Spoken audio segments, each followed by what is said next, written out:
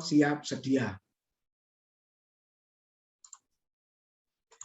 Nah, sekarang tentang talenta, Matius 25 ayat 14 sampai dengan ayat yang ke-30 ya. Apakah talenta itu? Nah, di dalam perjanjian lama talenta itu merupakan ukuran berat, saudara. Jadi satu talenta itu sama dengan 3.000 sikal atau sama dengan 34 kilo. Nah, gambar di sebelah itu adalah pelita emas terdiri dari satu talenta, yaitu beratnya 34 kilo. Ya, itu di dalam perjanjian lama. Ya, pelita emas dalam tabernakel terbuat dari satu talenta emas. Nah, kemudian di dalam perjanjian baru, saudara, itu mata uang. Kalau dalam perjanjian lama ukuran berat, kalau dalam perjanjian baru itu mata uang, yaitu satu talenta sama dengan 6.000 dinar. Ya, uang yang sangat besar nilainya, saudara. Kenapa? Karena kita boleh melihat pada saat itu untuk mendapatkan 1 dinar orang itu harus bekerja selama 1 hari. Jadi itu upah harian ya. Di Matius pasal 20, saudara, tentang orang-orang bekerja di kebun anggur itu ya semua dapatnya 1 dinar. Jadi kalau untuk mendapatkan 6.000 dinar ya orang harus bekerja selama itu ya 16,4 tahun. Betul ya? Jadi 6.000 hari dibagi tahun 365 hari dapatnya 16,4 tahun. Jadi saudara bekerja selama 16,4 tahun barulah dapat 1 talenta. Oke. Dalam perumpamaan yang kita baca, saudara, saya berharap semua membaca, mengajarkan bahwa hamba-hamba Tuhan harus setia melaksanakan apa yang dipercayakan pada mereka dengan tepat dan efisien sampai pada hari perhitungan. Nah, kisahnya seperti apa, saudara-saudara? Hamba-hamba ini sibuk bekerja selama tuannya tidak ada di tempat. Nah, hamba pertama diberi berapa? Itu ayat yang ke-14 ya, 15, 16 dan seterusnya. Ya, saudara-saudara, hamba yang pertama diberi 5 talenta. Ya, ini kalau diumurkan ya nanti kita lihat ya aplikasinya. Lalu hamba yang kedua dikatakan 2 talenta. Lalu hamba yang ketiga mendapatkan 1 talenta. Nah, jadi kalau saudara lihat sebenarnya poin ini kita boleh merenungkan Tuhan itu memberi kepercayaan hidup sebenarnya. Saudara, ya, 5, 2, 1 talenta merupakan lamanya umur hidup manusia yang diberikan Tuhan untuk dikerjakan dan dipertanggungjawabkan di dunia ini. Ada yang sudah umur 82 tahun? Belum ada ya, saudara-saudara ya. Nah, jadi yang 70 tahun ke atas, ya mendekati 82 tahun, nah itu seolah-olah diberi 5 talenta, saudara-saudara. Ya, lalu ada orang yang umurnya 32 tahun, nah seperti rekan-rekan yang muda sudah meninggal, ya sudah dia seolah-olah hanya dapat 2 talenta. Lalu ada yang lebih muda lagi, ya 16,4 tahun sebelum itu sudah meninggal. Nah, firman Tuhan mengatakan Tuhan itu memberi macam-macam talenta berdasarkan kesanggupannya. Ya, ada ayat yang mengatakan berdasarkan kesanggupannya. Nah, jadi yang pertama yang kita lihat, yang kita renungkan, saudara, hidup kita ini bagaikan talenta. Umur yang Tuhan berikan bagaikan talenta. Tadi sudah dikatakan ya Pak Subianto berulang tahun, ya betul. Kalau sudah umur 40 tahun ke atas atau 50 tahun ke atas, kalau ulang tahun itu ngomongnya sebenarnya tidak panjang umur, kurang umur, saudara-saudara. Ya, kalau masih muda, umur 15-20 tahun ya nyanyinya panjang umur. Tapi kalau sudah umur 50 tahun kayak saya gini, oh tahun depan nambah 1. Bukan nambah sebenarnya, berkurang 1. Makanya Pak Bambang tadi bilang tambah 1 ya kurang 1. Loh, jadi 0 lagi kalau begitu ya. Tambah 1 dikurangi 1. Nah, jadi kalau umur sudah 50 tahun ke atas ini, saudara-saudara, saya sudah 51 ya, mau 52, sebenarnya bukan nambah tapi malah kurang, saudara-saudara. Nah, bergantung Tuhan ini beri kepercayaan umur yang keberapa, saudara-saudara.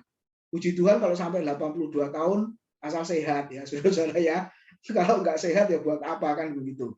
Nah, itu artinya adalah kesanggupan yang Tuhan percayakan dalam hidup kita. Makanya firman Tuhan mengatakan hamba-hamba itu harus sibuk bekerja selama tuannya tidak ada di tempat tadi katakan ya. Jadi tuannya mempercayakan itu, ayo kerjakan, saudara, kembangkan, lakukan, dan lain sebagainya. Oke, perumpamaan ini mengajarkan kerajaan surga. Ayat 14, sebab hal kerajaan surga sama seperti seorang yang mau bepergian ke luar negeri yang memanggil hamba-hambanya dan mempercayakan hartanya kepada mereka. Nah, yang pertama ayat 15, saudara, dikatakan Tuhan memberikan kesanggupan yang berbeda-beda. Jadi sebenarnya tidak boleh iri satu dengan yang lain, saudara. Ada yang diberi 5, 2, 1. Benar ya? Jadi aplikasinya jangan iri kepada yang lain. Dari segala aspek ya, saudara-saudara ya. Kenapa aku tidak bisa seperti dia? Oh, nggak bisa, saudara-saudara ya. Karena kemampuannya Tuhan memberikan itu sangat berbeda berdasarkan kesanggupan masing-masing, saudara. Oke, lalu yang kedua, kesanggupan ya atau talenta itu harus dikerjakan atau dikembangkan. Ayat 16 sampai dengan ayat yang ke-18 itu ya. Talenta, kesanggupan atau kemampuan jangan disembunyikan. Nanti lihat seperti hamba yang diberi 1 talenta, dia menyembunyikan, saudara. Nah, ada kalimat yang bagus ya, ayat yang ke-14, ayat yang ke-16, saudara-saudara ya. Ayat yang ke-16. Segera pergilah hamba yang menerima 5 talenta itu, ia menjalankan uang itu lalu beroleh laba 5 talenta. Nah, ini ayat yang cocok bagi pengusaha, saudara-saudara ya. Terjemahan lain mengatakan diberi modal 5 talenta, lalu modal itu harus dikembangkan. Nah, dengan cara apa, saudara? Dibuat usaha ya. Dibuat usaha, saudara. Nah, jadi uang dijalankan untuk usaha, akhirnya mendapat laba atau mendapat untung itu. Nah, semakin dikerjakan, ayat yang ke-29, Tuhan semakin menambahkan, saudara. Nah, lalu bagi kita, maka apapun yang Tuhan percayakan, kembangkanlah itu untuk kerajaan surga atau untuk pelayanan. Ya, yang punya uang ya lebih, saudara, bisa dikembangkan untuk kerajaan Allah, untuk pelayanan dalam segala bidang, ya aspek kehidupan ini. Apalagi masa pandemik ini kan banyak kesulitan, butuh pertolongan. Nah, kita lakukan itu ya, saudara-saudara ya. Sebulan ini rekan ya saudara itu beberapa ada yang meninggal ya saudara-saudara, ada yang terpapar COVID, tua dan lain sebagainya. Ya, lalu apa yang kita bisa lakukan? Ya, sekedar ikut berduka cita, berpartisipasi ya saudara-saudara. Wah, kali ini wah agak banyak ini keluar untuk mereka semua. Ya itulah Tuhan percayakan ya kita lakukan itu saudara. Nah, itu bagian yang kedua. Lalu bagian yang ketiga, ini yang sangat penting. Ternyata Tuhan itu mengadakan perhitungan. Ada pertanggungjawaban yang harus kita berikan di hadapan Tuhan, saudara. Jadi Tuhan percayakan umur, Tuhan percayakan apa? Harta, ya materi, apapun yang Tuhan percayakan, pada hari penghakiman, saudara, Tuhan itu menuntut atau mengadakan perhitungan itu. Dan kita harus mempertanggungjawabkan. Makanya di situ dikatakan perkara yang kecil dikerjakan, maka Tuhan akan memberikan tanggung jawab yang besar. Nah, Tuhan tidak bertanya engkau mendapat berapa laba atau berapa untung. Ya, kalau saudara baca di situ yang diberi 5 talenta melaporkan kepada tuannya, Tuhan aku dapat 5. Yang 2 juga begitu, Tuhan aku dapat 2. Ya, yang 1 saudara nggak dapat apa-apa karena disembunyikan dalam tanah. Nah, tapi jawaban hamba-hamba ini, saudara, itu tidak pernah ditanyakan oleh Tuhan. Tuhan tidak pernah bertanya engkau dapat laba berapa, untung berapa, tidak, saudara. Ya, tidak. Tapi yang akan dilakukan Tuhan nanti apa?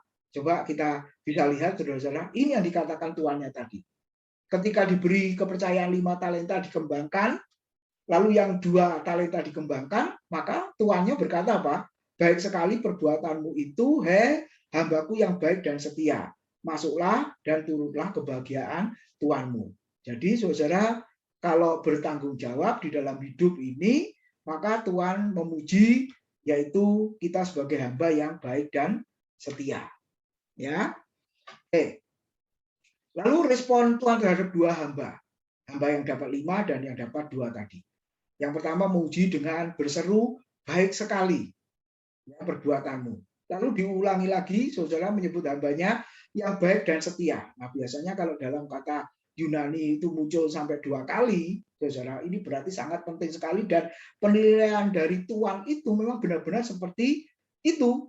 Ya, baik sekali, lalu diulang lagi, hambaku yang baik dan setia, saudara. Ya, lalu yang ketiga, memberi tanggung jawab banyak hal. Setiap perkara yang kecil, Tuhan beri tanggung jawab yang besar. Ya, sama saudara, kalau kita dalam lingkup pelayanan, ya saya sama Pak Bambang yang pernah jadi pengerja, saudara, ya di dalam gereja, itu pelayanan yang kecil itu ya macam-macam, saudara. Soko-soko bisa main musik, langsung pelayanan masih main musik. Kalau nggak bisa main musik, nggak bisa main pujian, saudara. Saya masih ingat ya, saya jadi pengerja itu, saudara, 4 tahun. Tugas saya apa, saudara? Merantai sepeda motor. Bayangkan, saudara ya, karena banyak maling sepeda motor, di parkiran itu, saudara, kita rantai dari ujung satu ke ujung yang lain, 10 meter kali 2 rantainya. Jadi jemaat sudah datang semua, baru kita rantai, lalu jemaat nggak boleh pulang duluan. Pulangnya harus bersamaan, supaya kita buka rantainya bersama-sama, saudara. Itu pekerjaan yang saya lakukan, saudara. Ngerantai sepeda motor. Ya, wah ini kalau mau dipikir nih gembala saya melatih saya kayak begitu, saudara. Ya saya lakukan aja. Tahunan loh, saudara. Sampai ada jemaat yang berkata, itu Timotius kok suruh ngerantai sepeda motor terus. Kapan khotbahnya, kapan pelayanannya? Nah, sejak itulah, saudara, diberi kesempatan mengajar, berkhotbah, dan lain sebagainya. Nah, saya tahu dari hal yang kecil, remeh, saudara, kalau kita lakukan dengan setia, ternyata di mata Tuhan kan tidak ada istilah hal yang remeh, saudara ya. Tidak ada istilah hal yang kecil. Karena semua yang kita lakukan itu, baik besar kecil, harus dipertanggungjawabkan di hadapan Tuhan.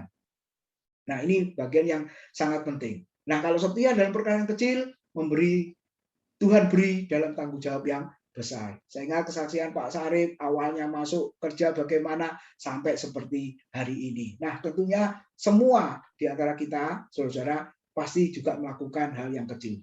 Ya, saudara. Lalu akhirnya apa? Mengundang hambanya ini untuk duduk semeja dengan Tuhan dan merayakan hasilnya dengan pesta. Pada masa itu antara hamba dengan Tuhan itu ada gap, saudara. Tidak mungkin namanya hamba itu makan bersama dengan tuannya. Ya, ingat di perumpamaan yang lain di Injil Lukas itu, saudara. Ketika tuannya datang, maka Tuhan berkata, sediakan makananku. Ya, lalu hambanya menyediakan makanan. Terus apakah tuannya mengucapkan terima kasih? Oh, enggak. Karena sudah tugasnya, sudah tanggung jawabnya. Saudara, nggak mungkin apalagi bisa sampai makan bersama satu meja, saudara. Nggak mungkin. Tapi bagian ini yang diberi 5 talenta dan 2 talenta lalu mengembangkan, tuannya mengundang dan diajak makan semeja.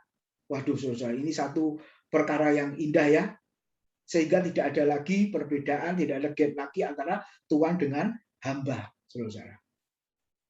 Duduk semeja menunjukkan kesederajatan. Dan Tuhan itu ternyata sangat murah hati. Nah, saudara, siapa Tuhan itu? Tuhan itu, ya Tuhan kita ya. Ya, nanti waktu dia datang, kita adalah hamba-hambanya, nanti akan semeja dengan dia. Kita Wahyu menggambarkan seperti menghadiri atau makan semeja di dalam pesta pernikahan anak domba itu. Oke, sekarang yang dapat 1 talenta, ayat 24 sampai 30. Reaksinya bagaimana, saudara? Dikatakan menuduh Tuhan sebagai manusia yang kejam. Ya, dia takut menanggung risiko dan akhirnya menyembunyikan talenta yang dipercayakan. Kemudian ia berkata kepada tuannya, "Nih, terimalah kepunyaan Tuhan." Nah, jadi akhirnya, saudara, Tuhan tidak salah menilai karakter hambanya. Ya, dia Allah yang Maha tahu kemampuan dari hamba-hambanya, saudara. Nah, diberi 1 sebenarnya bukan masalah, diberi 5, diberi 2, diberi 1, saudara. Tapi masalahnya adalah yang diberi 1 ini tidak menjalankan atau tidak mengembangkan, bahkan menyembunyikan di dalam tanah tadi kata Alkitab. Dan yang kedua, menuduh tuannya tadi jahat, ya, mau menuai tapi tidak pernah menabur. Katanya begitu, tuduhannya sang hamba kepada tuannya itu. Nah, dikatakan tuannya lalu akhirnya mengatakan, "Hei engkau hamba yang jahat dan malas." Saudara ya. Ambillah talenta yang dimilikinya dan berikanlah kepada orang lain. Dan yang terakhir ini yang mengerikan. Sampaikanlah hamba yang menerima 1 talenta itu ke dalam kegelapan yang paling gelap atau penderitaan kekal, ayat 50 ya. Itu yang dikatakan gambaran dari neraka. Nah, arti perumpamaannya apa, saudara? Tuhan adalah Tuhan Yesus. Selama Yesus belum datang, yang kedua kalinya, seperti hari-hari ini, saudara, maka pengikut-pengikutnya, saudara-saudara diperintahkan untuk rajin bekerja dengan bakat atau kemampuan yang sudah diberikan.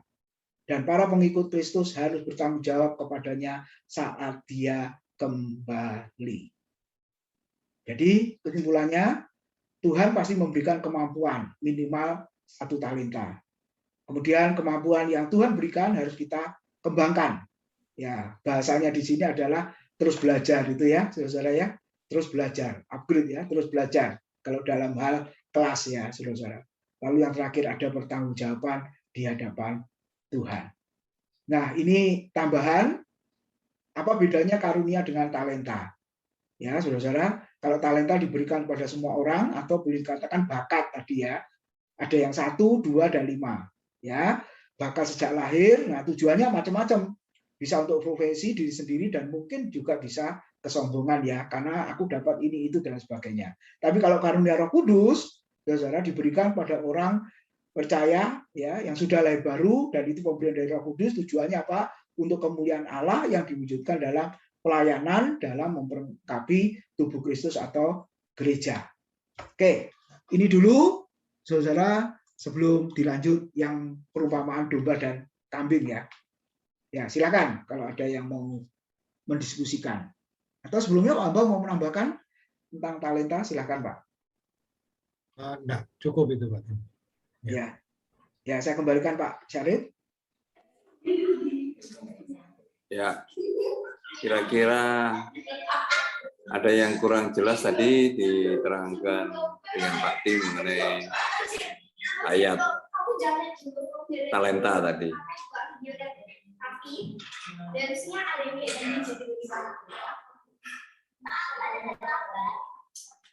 Pak Frank, Pak Rio, George, ini biasanya.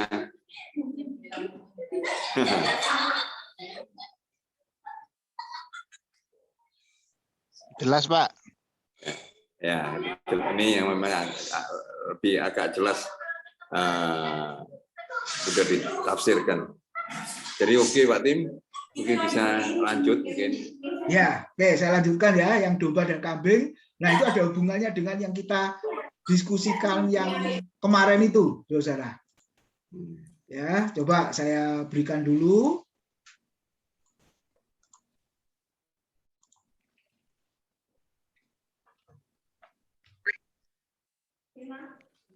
Apa yang dikopi? Nah, ini ya, jadi judul perikopnya adalah penghakiman terakhir, yaitu pemisahan antara domba dan kambing, saudara.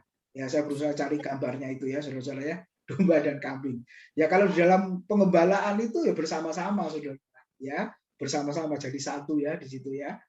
Oke. Nah, pemisahan orang Kristen akan terjadi pada saat kedatangan Kristus kembali. Jadi sekarang belum ya, saudara ya, masih bersama, nah, gitu. Oke, sekarang memang belum kelihatan jenis orang Kristen, saudara, gandum, lalang, domba, dan kambing. Masih ingat perumpamaan tentang gandum dan lalang itu? Hambanya berkata kepada Tuhan, Tuhan, ini gandum atau benih yang baik yang ditanam, tapi kenapa kok tumbuh lalang? Gitu ya. Apakah kami cabut lalang-lalang itu? Kata hambanya kepada tuannya. Lalu tuannya berkata, jangan. Kalau engkau cabut lalangnya, nanti gandumnya ikut tercabut. Jadi biarkan saja. Pada waktu musim panen nanti akan ketahuan. Ya, kalau sudah waktunya panen, maka akan ketahuan mana gandum, mana lalang. Kalau gandum pisahkan, masukkan lumbung, kalau lalang ikat dan bakar. Demikian juga domba dan kambing. Ya, di dalam pengembalaan, saudara, sudah biarkan aja, ya seperti itu. Nah, perumpamaan ini mengajarkan apa? Nanti kita akan lihat. Nah, tetapi Tuhan sendiri akan mengadakan pemisahan, saudara ya. Kata Yunani apoliso itu artinya memisahkan, bahwa pergi, mengucilkan, mengkhususkan untuk sebuah tugas, ya, memisahkan di antara domba dan kambing. Nah, ini kalau kita lihat, Domba mewakili orang benar dan diletakkan sebelah kanan, dan kambing mewakili orang jahat atau dikatakan tadi di bacaan terkutuk, diletakkan di sebelah kiri. Nah, sebagai status orang percaya itu dihitung benar berdasarkan kasih karunia Tuhan. Jadi, saudara, saya berharap kita semua percaya kita ini jenis domba ya, saudara-saudara ya, jenis domba. Ya, diletakkan sebelah kanan gitu ya. Bukan orang-orang yang terkutuk, tapi orang-orang yang terberkati. Istilahnya seperti itu. Nah, yang pertama, ada 2 jenis saja, domba dan kambing. Ayat 34 sampai 40, yaitu jenis domba. Dikatakan menerima kerajaan atau pahala yang telah disediakan sejak dunia dijadikan. Yang kemarin kita sudah diskusikan ya. Nah, ini merupakan bagian yang sulit. Sulit dalam arti apa? Mungkin ada di antara kita berpikir juga, loh, bukankah kita belum lahir? Apa maksudnya? Tuhan sudah menyediakan itu sejak dunia dijadikan. Loh, kita kan belum ada. Tapi itu disediakan untuk kita. Nah, saudara-saudara ya, ternyata kita bisa lihat Efesus 1 ayat 4 di situ ditegaskan ya. Sebab di dalam Kristus, nah ini kuncinya, di dalam Kristus. Allah telah memilih kita, yaitu orang percaya, sebelum dunia dijadikan. Supaya kita kudus dan tak bercacat di hadapannya. Jadi, saya dan saudara yang sudah di dalam Kristus, nah itulah yang termasuk orang-orang yang dipilih sebelum dunia dijadikan. Oke, nah ini ada beberapa saya kutip ya, saudara-saudara, menjelaskan tentang pilihan. Nah, ini almarhum Pak Kris Marantika, mantan rektor saya ketika di STTI di Jogja ya. Jadi mendefinisikan pilihan itu adalah perbuatan Allah memilih pribadi-pribadi yang akan diselamatkan untuk menjadi anggota tubuh Kristus. Ada dalam bukunya Doktrin Keselamatan dan Kehidupan Rohani. Halo. Jadi Tuhan memilih itu artinya sudah beli center. Allah yang memilih, saudara, pribadi-pribadi yang akan diselamatkan untuk menjadi anggota tubuh Kristus atau gereja ya, kumpulan orang percaya. Lalu Louis Berkhof mendefinisikan tentang pilihan sebagai berikut. Tindakan kekal Allah di dalam kedaulatan kehendaknya yang baik dan tidak berdasar pada usaha manusia memilih sejumlah orang untuk menjadi penerima anugerah khusus dan keselamatan kekal. Tindakan kekal Allah di dalam kedaulatan kehendaknya yang baik dan yang tidak berdasar pada usaha manusia memilih sejumlah orang untuk menjadi penerima anugerah khusus dan keselamatan. Nah, kata memilih ini, kata Yunaninya klego, artinya memanggil dari antara banyak orang. Saudara, artinya Allah memilih sebagian individu-individu dari sekelompok orang untuk dirinya sendiri. Hal ini berdasarkan anugerah dan kekuatannya dan tidak ada sumbangsi dari manusia berdosa. Itu ya, Efesus 2 ayat 8 dan 9.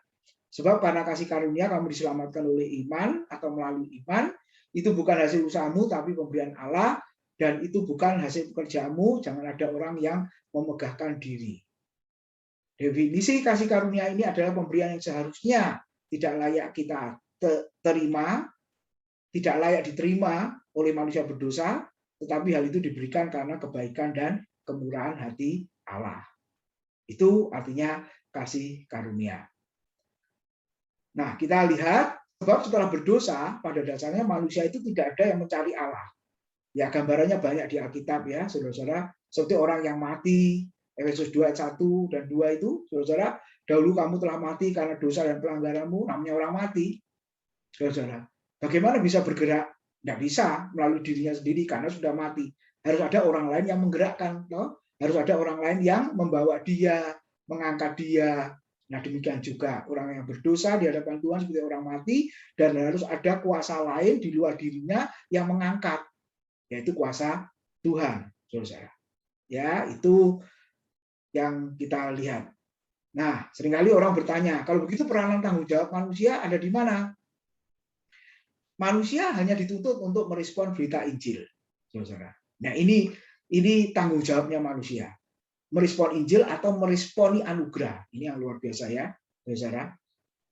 Nah, bisa respon pun ya karena Tuhan yang beranugerah terlebih dahulu. Jadi istilahnya anugerah Tuhan mendahului respon manusia. Oke, satu contoh. Kalau ia dipanggil dan dipilih Allah, pastilah ia merespon Injil dan masuk ke dalam keselamatan. Tetapi sebaliknya jika tidak, nah ini ya, mungkin banyak orang menghindari, tapi Alkitab mengajarkan, saudara, ditentukan untuk binasa, seperti Yudas Iskariot itu. Ya, Yohanes 17 ayat 12, ia tetap binasa. Nah, memang ada yang menghindari atau bahkan nggak setuju. Kan Allah itu memilih menghendaki supaya diselamatkan. Iya betul, saudara. Tapi jangan lupa ada Yakobus 4 ayat 12 mengatakan seperti ini. Hanya ada satu pembuat hukum dan hakim, yaitu dia yang berkuasa menyelamatkan dan berkuasa membinasakan. Tetapi siapakah engkau sehingga engkau mau menghakimi sesama manusia?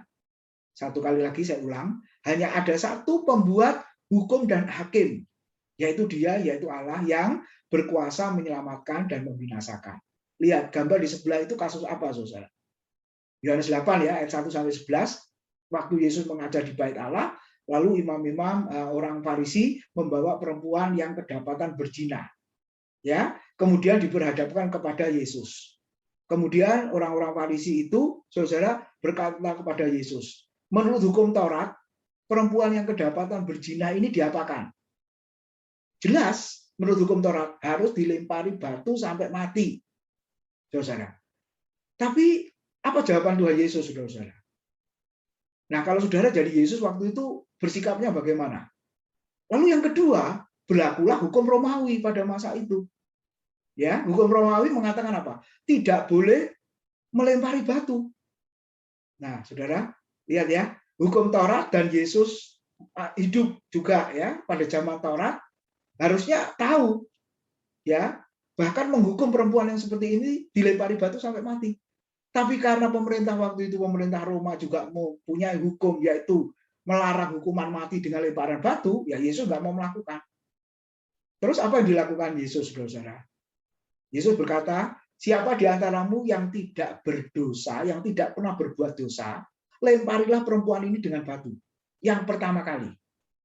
Saudara. Nah ini jawaban Yesus ya. Nanti baca Yohanes 8 ayat 1 sampai 11. Lalu dari yang muda sampai yang tua, ya saudara. Yang tua apa yang muda dulu, saudara ya? Coba kita lihat ya, saudara. Akhirnya semua meninggalkan karena mereka menyadari semua itu adalah orang berdosa ya, saudara. Barang siapa kamu yang tidak berdosa, hendaklah yang pertama melemparkan batu kepada perempuan ini.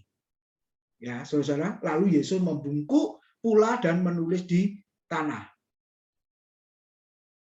Mulai dari yang tertua akhirnya meninggalkan perempuan itu. Karena mereka sadar semuanya orang berdosa. Karena Tuhan tadi mengatakan yang tidak pernah berbuat dosa, lempari perempuan ini yang pertama kali. Akhirnya dari yang tua sampai yang muda, semua meninggalkan perempuan ini, saudara.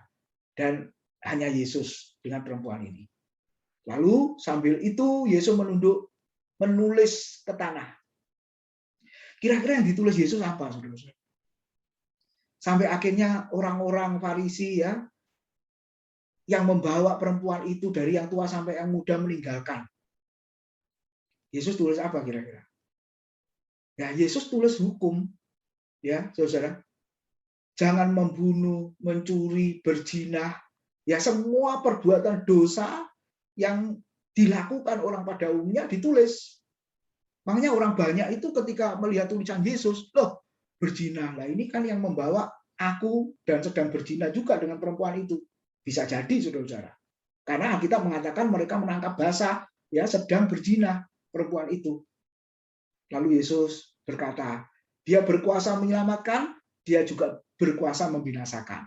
Tapi hari itu kita belajar, Yesus berkata kepada perempuan itu, apakah ada di antara kamu, di antara mereka yang menghukum kau, hai perempuan? Tidak ada Tuhan. Demikian juga aku tidak akan menghukum kamu. Pergilah dan jangan berbuat dosa lagi. Nah, jadi saudara, kita bisa melihat ya, kesempatan selalu diberikan. Jadi kalau satu sisi menekankan Allah itu kasih, Allah itu menyelamatkan, dalam sisi ya yang satu, makanya ini disebut apa ya, ganda, menyelamatkan dan membinasakan. Bagikan satu uang ya, dua sisi, saudara-saudara. Ya, kalau istilah teologinya yang satu predestinasi, yang satu reprobasi.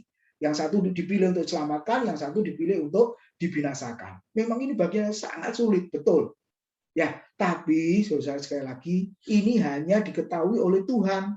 Mana kelompok orang yang dipilih untuk selamat, mana kelompok orang yang dipilih untuk binasa. Kita nggak diberitahu, saudara-saudara. Itu tetap jadi rahasianya Tuhan. Kalau seandainya diberitahu kepada kita, kita bisa pilih-pilih. Percuma nginjil sama dia, wong dia ditentukan untuk binasa kok. Betul, saudara? Tapi satu sisi, oh puji Tuhan, dia ditentukan untuk selamat. Ayo kita injili supaya dia dewasa, supaya dia bertumbuh di dalam Tuhan. Benar enggak? Nah, karena kita tidak diberitahu, maka kita jadi semangat, jadi aktif untuk menginjil. Siapa tahu dari dalam kelompok itu ada orang-orang yang sudah ditentukan Tuhan untuk selamat. Ketika kita menginjil, melayani Tuhan, orang itu bisa terkonfirmasi melalui pemberitaan Injil dan akhirnya mereka diselamatkan. Nah, justru saudara, kedaulatan Tuhan ini membuat kita semakin aktif, semakin bersemangat untuk menginjil, bukan sebaliknya jadi malas, jadi apatis dan lain sebagainya. Ya, oke. Jadi sekali lagi, saudara, ini ranahnya Tuhan dan hanya diketahui oleh Tuhan. Dia berkuasa untuk menyelamatkan dan dia berkuasa untuk menghukum atau membinasakan. Oke, sedikit lagi. Di jenis domba ini siapa? Orang yang sudah dipilih itu istimewa, mendapat identitas baru ya. Saudara, dalam Kristus kita diangkat menjadi anak-anaknya. Kita diangkat atau diadopsi lebih tepatnya ya. Saudara, dari kata Yunani huiothesia. Nah, itu diambil Paulus di dalam budaya Roma, di mana anak yang diadopsi itu dianggap sebagai anak natural, saudara. Anak itu sudah kehilangan hak dari keluarganya yang lama, dan sebaliknya, saudara ya, sebagai anak yang sah ke dalam keluarga yang baru, menjadi ahli waris dari ayah barunya, kehidupan yang lama dihapuskan, misalnya memiliki hutang, lalu setelah diadopsi, maka hutangnya dihapuskan, sehingga peristiwa itu seperti tidak pernah terjadi, saudara. Nah, itu budaya adopsi menurut Romawi. Nah, jadi kita bisa merenungkan di sini ketika kita menjadi anak-anak Allah, ya, kita bukan anak kandung. Anak kandungnya itu Israel, saudara, ya, bangsa Israel. Nah, kita ini anak yang diadopsi. Ya, anak diadopsi. Kita benar-benar menjadi status baru, maka yang lama itu sudah nggak terpakai lagi di situ. Pada waktu orang percaya diadopsi menjadi anak-anak Allah, maka kita terhisap menjadi keluarga Allah, berhak menerima warisan dan dilepaskan dari perbudakan dosa.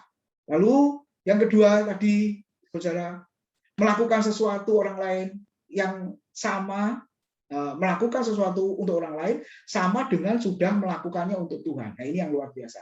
Ayat 35-40, ya, domba tadi itu ya yang disebut oleh Kristus itu adalah kamu, sebenarnya kamunya ini terbatas lingkupnya kepada siapa? Bukan kepada semua orang, tapi kepada murid Kristus di situ ya. Yang lapar kamu beri makan, yang haus kamu beri minum, katanya orang asing diberi tumpangan, yang telanjang diberi pakaian, yang sakit dilawat, yang di penjara dikunjungi, dan Tuhan mengatakan apa? Kalau engkau sudah melakukan ini kepada salah seorang dari saudaraku yang paling hina, kamu telah melakukannya untuk aku. Nah, itu jenis domba. Mereka bertanya, kapan kami melakukannya? Melihat engkau lapar, kami beri makan. Melihat engkau haus, kami beri minum. Engkau jadi orang asing, kami beri tumpangan.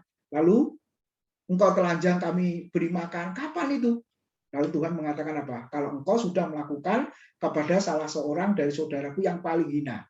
Jadi saudara, mengasihi Tuhan buktinya apa? Mengasihi sesamanya. Kan gitu ya, 1 Yohanes, saudara.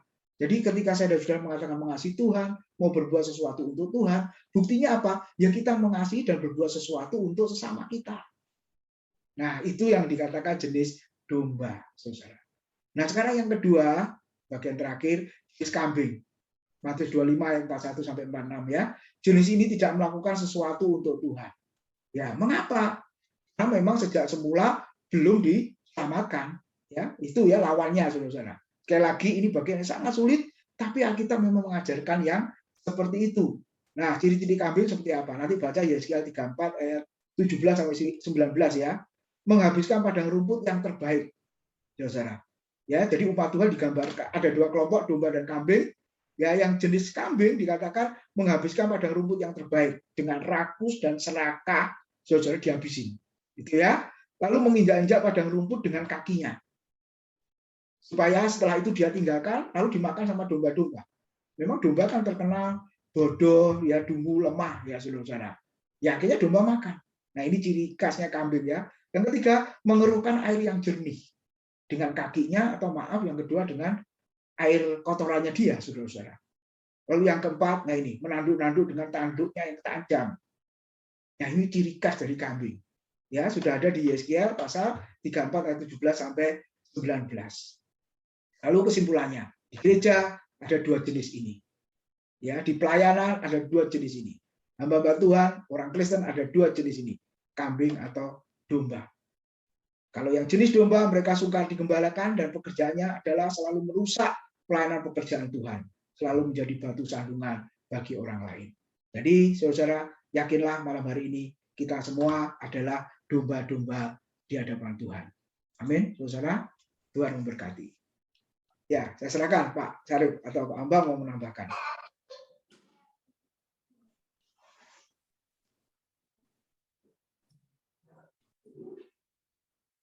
Atau mungkin Pak Bambang mau nambah?